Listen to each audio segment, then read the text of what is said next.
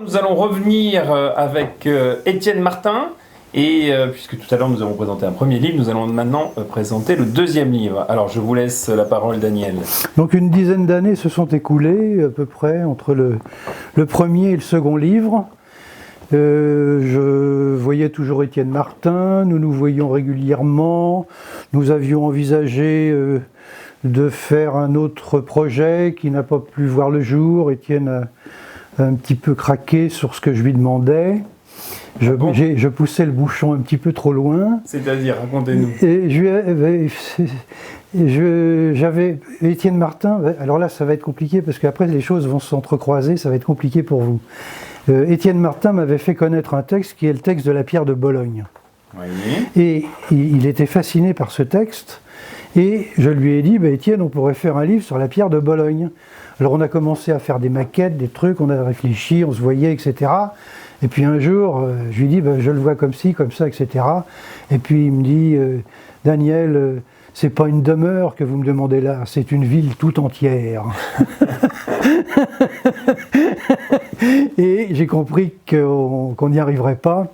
Donc j'ai renoncé à la pierre de Bologne avec Étienne Martin, mais du fait que j'ai un peu de suite dans les idées, j'ai rebondi ensuite avec la pierre de Bologne et Pierre Bettencourt, qu'on verra un peu plus tard.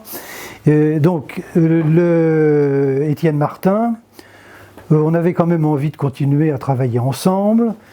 J'allais souvent à son atelier, qui était un lieu absolument fascinant. Et je me suis dit, peut-être qu'on pourrait faire un livre sur l'atelier d'Étienne Martin, puisque Étienne Martin a travaillé dans cet atelier pendant 60 ans. Donc on peut dire que l'atelier a vu la réalisation de l'œuvre d'Étienne Martin à peu près complètement. Mais je ne voulais pas rentrer dans un système qui aurait consisté à ce qu'Étienne fasse un bricolage comme la première fois. Je me suis dit, je voudrais un texte, comment on pourrait faire ça, qui pourrait écrire un texte sur l'atelier d'Étienne Martin, et puis la suite de discussion avec les uns et les autres. J'ai appris qu'il y avait sur France Culture un journaliste qui s'appelait Claude Métras, et qui s'intéressait aux sciences occultes, à l'alchimie, à l'ésotérisme, aux grands mystiques, Hildegarde de Bingen, et autres personnages un peu fascinants. Et je me suis dit, tiens, ce serait peut-être bien de le faire rencontrer, Étienne Martin, et d'essayer de lui demander d'écrire quelque chose. Donc j'ai contacté Claude Métras, qui connaissait de nom Étienne Martin, mais ne connaissait pas son œuvre. Je les ai fait rencontrer, et alors là, l'alchimie a fonctionné, on peut dire l'alchimie. Vous avez transformé du plomb en or. Nous avons transformé du plomb en or, et Claude Métras était enthousiaste, il a écrit un très joli texte sur Étienne. Après, la question, ça a été les illustrations, parce que je voulais qu'on voit un petit peu l'atelier. Et là, ça a été très très compliqué avec des photographes qui n'y arrivaient pas, qui me convenaient ou qui convenaient pas à Étienne, etc.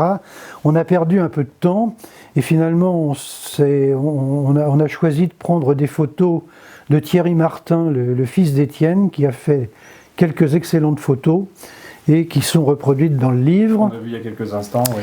Qu'on a vu il y a quelques instants. Et puis hélas, Étienne n'a pas vu le livre, et il s'est éteint quelques mois avant la sortie du livre. Mais enfin, c'est quand même bien lui qui a fait les reliefs magnifiques, qui a fait la polychromie qu'on retrouve dans toute son œuvre, toujours dans sa polychromie symbolique des demeures, le noir pour le nord, le vert pour l'est et puis le rouge pour le sud.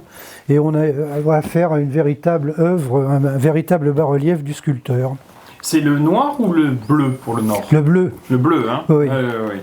Oui. Et c'est bien lui qui a signé, évidemment. Ah non, non, il était décédé. Ah, alors... C'est Thierry Martin qui a signé. D'accord, donc c'est son fils qui a signé. C'est son fils qui a signé. D'accord, très bien. Ok. Parfait. Et cette œuvre-là, qu'en a pensé justement son fils? D'abord, Étienne, on a vu quand même toute l'élaboration. Il a pas vu le tirage complètement terminé, mais enfin, il en a vu beaucoup de morceaux. Il en était satisfait? Oui, ça allait très bien, mais il avait toute confiance. Il y avait aucun problème de ce côté-là. Et puis, les héritiers d'Étienne Martin étaient ravis. Quand on a lancé le livre, on a fait une très jolie soirée à la Fondation Thiers, dans la bibliothèque de la Fondation Thiers, qui est un endroit magnifique. Il y a 200 ou 300 personnes qui sont venues. On a fait une grande fête.